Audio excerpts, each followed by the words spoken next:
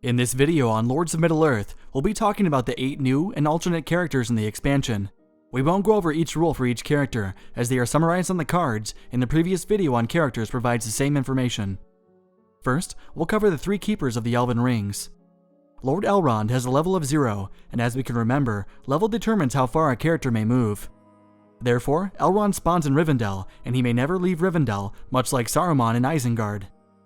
He is removed from play if Rivendell ever becomes controlled by the Shadow player. Lady Galadriel is much the same. She is level 0 and she may never leave Lorien. She too is removed if Lorien becomes controlled by the Shadow player. As shown in the previous video, each of the characters have a special keeper die that is added to the Free People's pool while the character is in play. In addition, each character has a special effect they may use their ring for, which exhausts it. As an example, Lord Elrond's ring, Vilya, allows him to keep an action die that has already been used, unless it is a Will of the West result. Gandalf the Grey, Keeper of Narya, is an alternate version of Gandalf from the base game. He can be used even without the use of the Council of Rivendell, which we'll be going over in the next video. Gandalf may start out as the guide to the Fellowship, but may be separated as normal. In order for his keeper die to come into play, the Free People's player must recover at least 1 action die from the hunt box while he is the guide during the recover phase. There is an exception though, as if he starts the game out as the guide to the Fellowship, Narya is added to the action dice pool turn 1. While he is the guide, Gandalf only has access to his guide ability shown on the card. Narya the Great is his special ring ability, to be used much like Galadriel and Elrond's special ring abilities. Next up, Smeagol, the Tamed Wretch. First, Smeagol's level is equal to that of the highest level companion in the Fellowship, as he is always the guide while in play. Smeagol enters play when a player draws a Smeagol tile from the hunt pool. When this happens, the hunt damage is 0, and the drawn Smeagol tile is removed from the game. If the character Gollum enters play before Smeagol, Smeagol is not played when one of these tiles is drawn. Instead, the tile is discarded and another one is drawn. While Smeagol is in play, he adds 1 to the number of companions for purposes of determining the number of dice that can be placed in the hunt box as the Shadow player. He may also take casualties just as other companions. If Smeagol is separated from the Fellowship, he is immediately discarded. In addition, if the Fellowship is declared in an unconquered Free People's city or stronghold, he is discarded from play. If Smeagol is ever eliminated or discarded, this card enters play. We Shall Get It is a Shadow event card that allows the player to draw a second hunt tile by discarding the card while Gollum is the guide. If Smeagol is ever the only companion in the Fellowship, he is replaced with Gollum, but the We Shall Get It card does not enter play. If Smeagol is no longer in play, then Gollum enters as normal.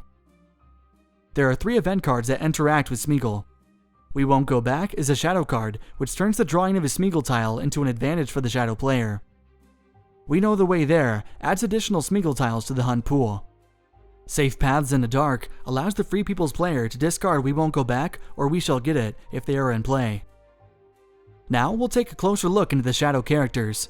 The Balrog of Morgoth spawns in Moria through the action of a mustard die result. When the Balrog enters play, it brings a status counter, which remains inactive at first. In addition, its lesser minion die is added to the pool, as shown in the previous video. Initially, the Balrog is inactive, and therefore level 0, meaning it cannot leave Moria. The Balrog may become active through the Use Balrog die result. That, or the new Shadow event card, A Balrog Is Come, may activate it. The status counter is turned to its active side, and is considered a level 2 character while active. Also while active, the Balrog may move out of Moria, and has a movement of 2. If the Use Balrog action comes up while the Balrog is already active, it can be used to perform one of the following: move an army with the Balrog, attack with an army with the Balrog, or move only the Balrog on the board. The Free People's player may inactivate the Balrog by doing one of the following: using a Will of the West action die result, or using a character action die result as long as Gandalf is in the same region as the Balrog. If the Balrog is made inactive while in Moria, it reverts to the inactive side. If not in Moria, the Balrog is then eliminated from the game. Gothmog is a lieutenant who can be mustered into the game as well. 3 conditions must be met. Sauron must be at war, Minas Morgul must be unconquered, and the Witch King, the Black Captain, cannot be in play. Gothmog is played in Minas Morgul, but he has a level of 3, so he is not restricted to staying in that region. As shown in the previous video, he comes with a lesser minion die as well. If the Witch King, the Black Captain, is in play, Gothmog's die is removed from the game during the recover phase.